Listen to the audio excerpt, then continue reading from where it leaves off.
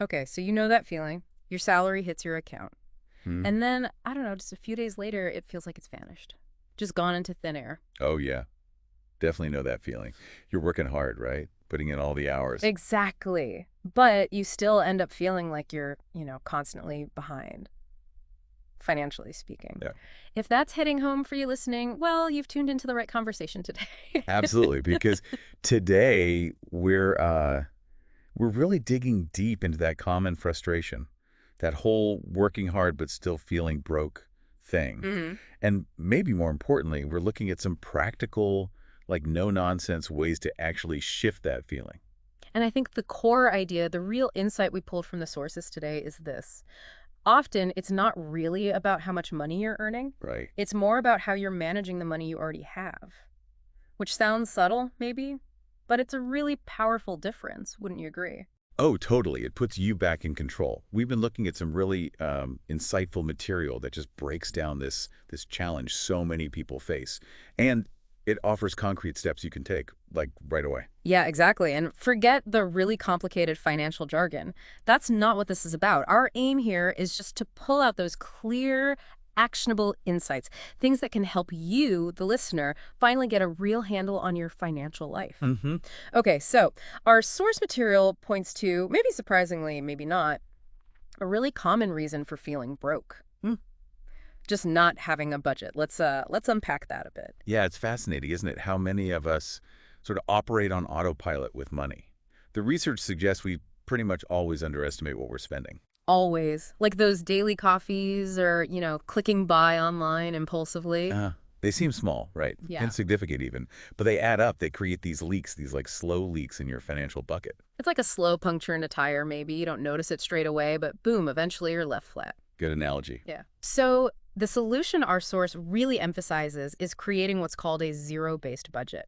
Okay. Now, for anyone not familiar, this basically means giving every single pound, every single dollar, whatever your currency is, a specific job. Right. Everything gets assigned. Yeah, whether it's for rent, groceries, savings, maybe paying down debt, or even just setting aside some money for, guilt-free fun, it all gets allocated before you spend it. And that's where the intentionality comes in. Mm, Instead of getting to the end of the month and just wonder where did it all go, you've actually proactively decided where it should go. makes sense. And the source we looked at, it even points to some useful tools like YNAB, You Need a Budget, which really kind of forces you to be deliberate. Right. And they're free apps, too, like Mint, that can automate the tracking part, give you a clear picture of your cash flow. Mhm. Just seeing those numbers laid out, it can be a real eye-opener. Oh, I bet. That could definitely be that first big aha moment, couldn't it? Mm-hmm. Seeing exactly where your hard-earned cash is actually going. Definitely. Okay, so that's budgeting. Now, let's talk about another pretty significant factor that can keep us feeling financially strapped, being weighed down by debt. Ah, yeah. This is a major one for so many people. Our source material rightly points out how debt, credit cards, student loans, personal loans, whatever it is, acts like this constant drain. Yeah, just slowly eating away at your income through interest. Exactly. It's like trying to swim upstream, isn't it? You feel like you're making payments, putting money towards it. But a huge chunk just vanishes into interest payments, keeping you kind of stuck in the same place. Precisely. So what strategies does our source suggest for, breaking free?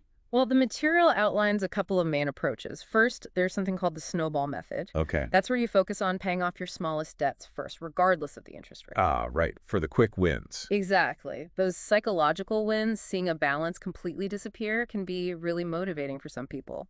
Keep you going. Makes sense. And the other one? The other is the avalanche method. This one prioritizes tackling the debts with the highest interest rates first. Okay, so the math approach.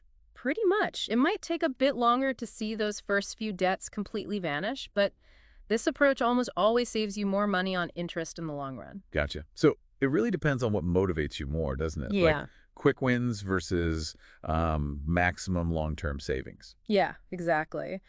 But regardless of which method you choose, the core advice from our source is first, get a really clear picture of all your debts. The balances, the interest rates. Uh-huh. Know what you're dealing with. Precisely. And then be ruthless, basically. Cut back on non-essential spending wherever you can and throw that extra cash at the debt. It's about creating momentum. Yeah, chipping away at it. And as those balances start to shrink, you actually start to feel that tangible difference each month, don't you? A bit more breathing room in your income. You really do. It's a powerful cycle in reverse, Yeah. kind of. Okay, so we've covered budgeting and debt. Now here's something else. Something that can often undermine our financial progress without us even realizing it sometimes. Lifestyle inflation. Ah, yes. The stealthy wealth killer, as some people call it. That's a good name for it. The source we looked at describes it perfectly. Basically, as your income goes up, maybe you get a raise or a better job. Your spending just tends to creep up right alongside it. You might justify, upgrading to the latest phone or getting a slightly fancier car or just eating out more often. Yeah, treating yourself, which feels nice, right? Like a reward for the hard work. Of course. Yeah. But the downside is it can stop you from actually building any real lasting financial security. Your expenses just rise to meet your income. It's like an invisible tax on your raises. You earn more, but you don't actually keep any more. It just flows out again. That's a great way to put it. So what's the antidote? According to the material we reviewed. Well, it's pretty straightforward, though maybe not easy in practice. It's living below your means, even when your income rises. Right, resisting that urge to upgrade everything. Exactly. The source really stresses the importance of trying to maintain a fairly consistent standard of living and then consciously deciding to direct any extra income, those raises, bonuses towards savings and investments, not just towards more spending. It's about being really deliberate, isn't it? Making a conscious choice with those income boosts. Use them to build wealth, not just inflate your lifestyle. Yeah, make them work for you. Yeah. Okay, now what about when, life happens, the unexpected stuff? Our source really emphasizes the critical role of having an emergency fund. Oh, absolutely vital, yeah. Yeah? The research clearly highlights how those unforeseen expenses, maybe a sudden medical bill, your car breaks down, you lose your job, they can completely derail everything if you don't have a financial cushion. And without that buffer, people often just end up taking on more debt, right? Which just continues that cycle we were talking about earlier. Exactly. Perpetuates the problem. So the solution here, well, it requires discipline, obviously, but it's fairly straightforward. Build an emergency fund. A safety net. And our source recommends aiming for enough cash to cover at least 3, maybe even 6 months of your essential living expenses. Okay, now that might sound like a really big number to some people listening. Maybe a bit daunting. It can, yeah. But the advice from the material is really just to start small. Don't let the big number paralyze you. Right. Baby steps. Even putting aside a really modest amount to begin with, say, I don't know, $100, maybe $1,000, whatever feels achievable, is a huge first step. The key is just consistency. Regularly adding to it. Yeah, regularly contributing to a separate savings account. Ideally one that's easily accessible in an emergency, but maybe not too tempting for everyday spending. A high-yield savings account is often recommended. And the peace of mind that comes with that. It's hard to overstate, isn't it? Totally. Knowing you have that safety net if life throws you a curveball, it just significantly reduces financial stress, and it stops you falling back into debt when the unexpected happens. Absolutely. Now, looking beyond just immediate security, sort of longer term, our source strongly advocates for investing for the future. Right, because just saving cash isn't quite enough, is it? Not really, no. This is where your money can genuinely start working for you over the long haul.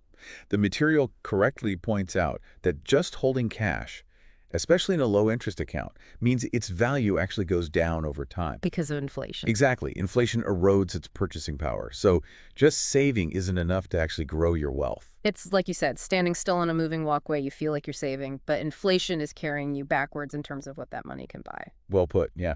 So what's the recommended approach then? Well, the key message is start investing early.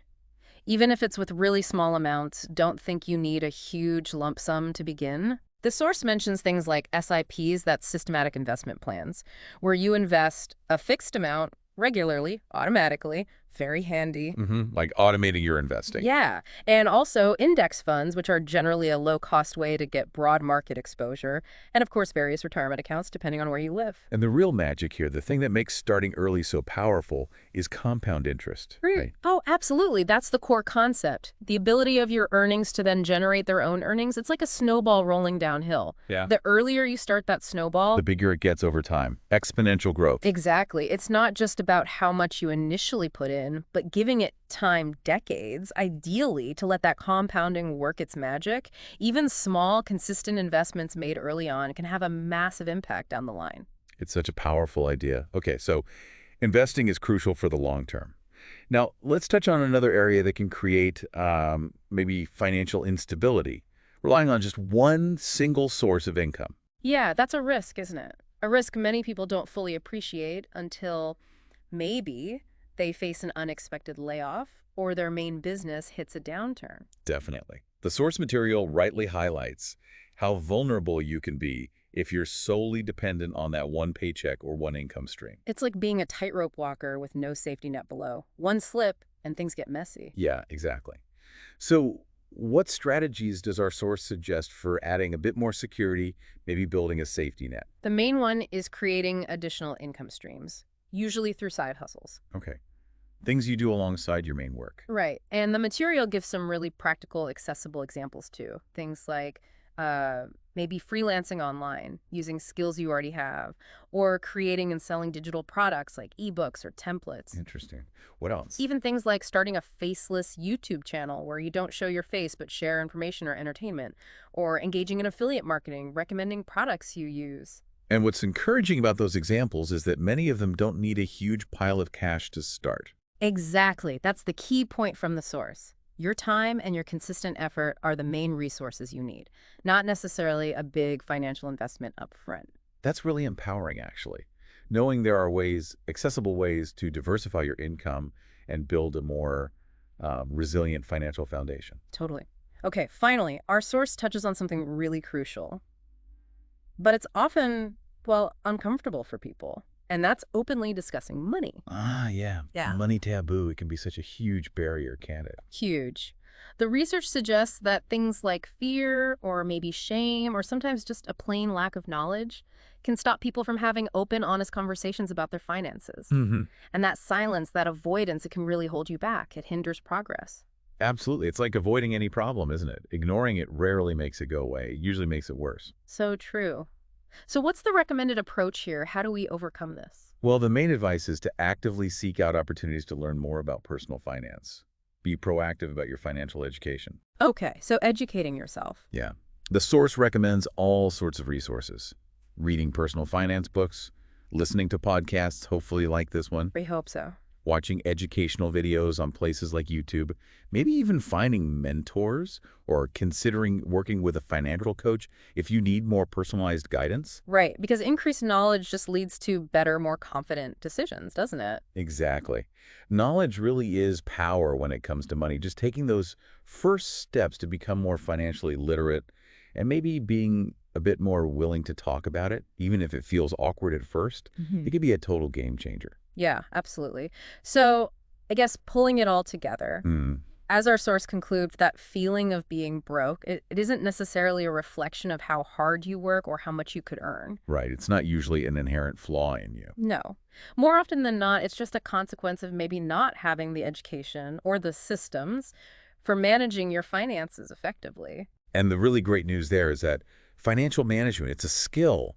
It's something you can absolutely learn and improve over time. Totally learnable. And hopefully, if you've been listening, you now have some of those key insights, some actionable steps you can start thinking about to take greater control. And the crucial thing, I think, is just to start somewhere and then try to be consistent. Don't feel like you need to change everything all at once tomorrow. Yeah, don't get overwhelmed. Exactly. Just identify maybe one or two areas from our chat today that really resonated with you and just begin implementing one small strategy there. Because taking any action today, no matter how small it feels, it really is an investment in your future self, your future financial well-being. It really is.